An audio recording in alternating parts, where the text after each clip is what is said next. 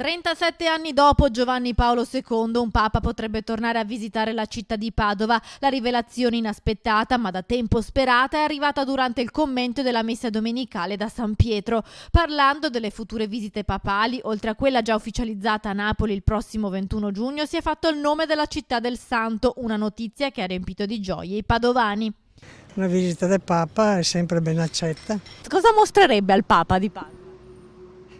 Prima di tutto la Basilica di Sant'Antonio, dopo la porterà in centro al Pedrocchi a prendersi un caffettino. Magari, siamo contenti. La porterei appunto al Santo, a San Padre Leopoldo, nei santuari che abbiamo qua, insomma, no?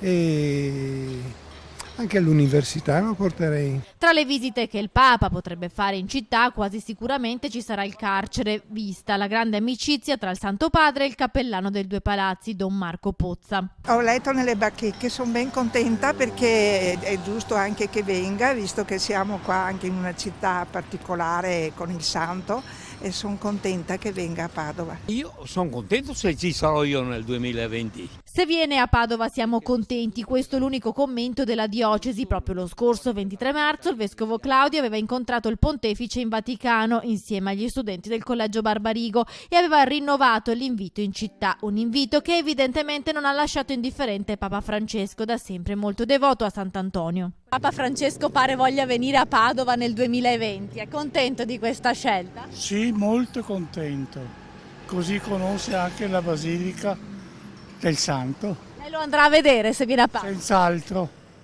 perché mi piace. Insomma, manca ancora l'ufficialità, ma la voce della venuta del Papa trova conferma tra le sale del comune. Il periodo potrebbe essere quello compreso tra fine del 2019 e l'inizio del 2020. Ci faremo trovare pronti, ha detto soddisfatto il sindaco Giordani.